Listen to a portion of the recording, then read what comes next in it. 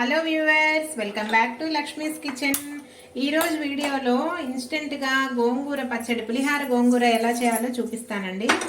ముందుగా ఆకంతా కడిగి ఆరబోసుకోవాలండి. ఇట్లా అస్సలు తడి ఉండకూడదు, మొత్తం డ్రైగా రావాలి. ఆకు కడిగి ఆరబోసుకుని అది ఆరిన తర్వాత మనం స్టార్ట్ చేసుకోవాలి. బాండి పెట్టేసుకుని కొంచెం నూనె వేసుకుందామండి. కొంచెం కాదు, మరి కొంచెమే వేసుకోవాలి.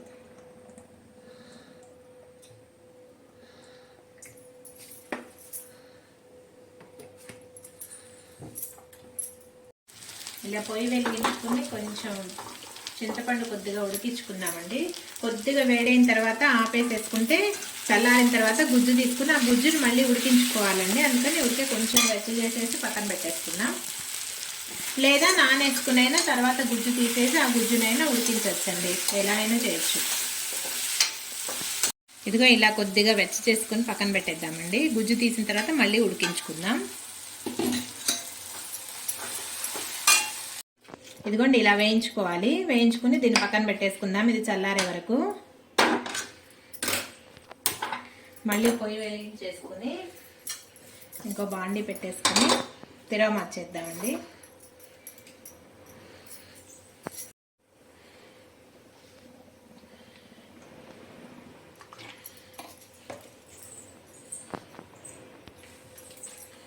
కొద్దిగా నూనె వేసేసుకుని మెంతులు, ఆవాలు,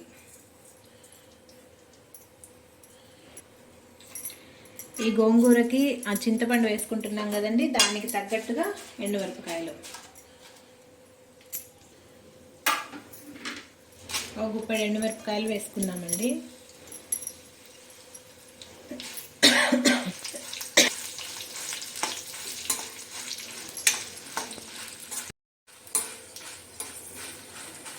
ఇదిగోండి ఇలా వేగిన తర్వాత స్టవ్ ఆఫ్ చేసేసుకుందాం.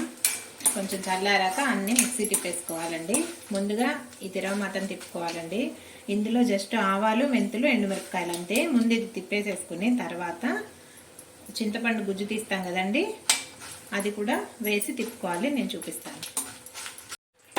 ఇలా చింతపండును ఉడికించుకుందామండి. గుజ్జు తీసేసి కొద్దిసేపు ఉడికించుకుందాము. ఇది కొంచెం ఎక్కువగా తుకతుకలాడినట్టు ఉడికిందనుకోండి, అప్పుడు పచ్చడి కొంచెం వారం 10 రోజులైనా చెడిపోదండి, నిలవ ఉంటుంది. పచ్చి పచ్చిగా ఉందనుకోండి తొందరగా బూజు వచ్చేస్తుందండి పచ్చడి. ఇదిగోండి ఇలా ఉడికించుకోవాలండి.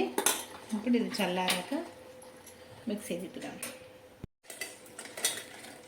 ముందు ఎండుమిరపకాయలన్నీ తిప్పేసుకున్నామండి. మిక్సీ జార్ పొడిగా ఉంటే పచ్చడి పాడవకుండా బాగుంటుందండి, నిలవ ఉంటుంది. తడి వచ్చిందనుకోండి తొందరగా బూజు వస్తుందండి.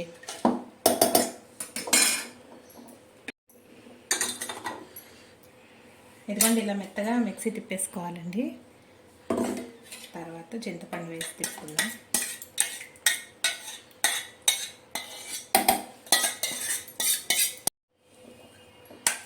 ఇప్పుడు గోంగూర కూడా వేసేసుకుందామండి.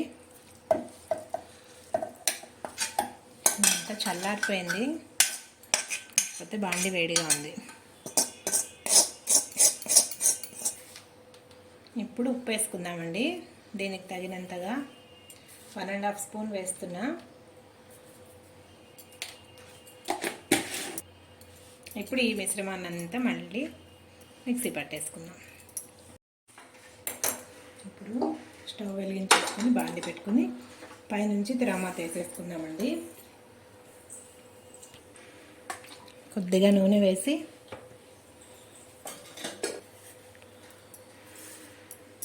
ఆవాలు, కాసిన మెంతి గింజలు, మినపప్పు, శనగపప్పు వేసుకునే వాళ్ళు వేసుకోవచ్చండి. కాకపోతే అవి వేస్తే తొందరగా పాడవుతుందండి పచ్చడి. అందుకని ఉట్టి మినపప్పు, ఆవాలు, ఇంగువ, కొంచెం మెంతిపిండి వేద్దాం. మెంతిపిండి వేస్తే మంచి వాసన వస్తూ ఉంటుందండి పచ్చడి, మంచి స్మెల్ వస్తుంది. ఇంగువ పచ్చళ్ళలో కొంచెం ఎక్కువగానే పడుతుందండి ఇంగువ. కొద్దిగా మెంతిపిండి,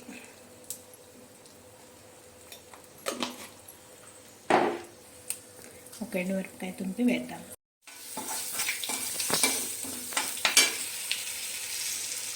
ఇదిగో తిరగమాత ఇలా వేయించుకొని ఇది చల్లారిన తర్వాత ఈ పచ్చడిని అంతా కూడా ఇందులో వేసేసుకున్నాము. ఇష్టం అనే వాళ్ళు వెల్లుల్లిపాయ కూడా వేసుకోవచ్చండి. కాకపోతే ఇది పులిహార గోంగూర కదా, ఇంగుతో చేసుకుంటేనే చాలా టేస్టీగా ఉంటుందండి. పైనుంచి ఇంగు తిరగమాత వేస్తే చాలా బాగుంటుంది. తిరగమాత చల్లారిందండి. ఇప్పుడు ఈ పచ్చడిని అంతా బాండీలో వేసేసుకున్నాం.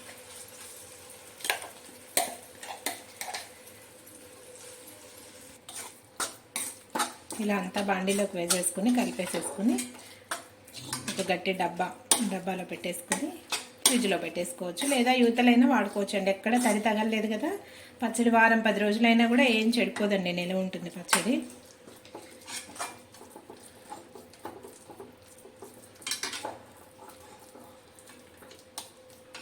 ఇదిగోండి, ఎంతో టేస్టీగా ఉండే పులిహార గోంగూర రెడీ. మీకు నచ్చిందా? మీరు ట్రై చేయండి. ట్రై చేసి మీకు ఎలా వచ్చింది అనేది కామెంట్ రూపకంగా తెలియజేయండి. Thank you for watching.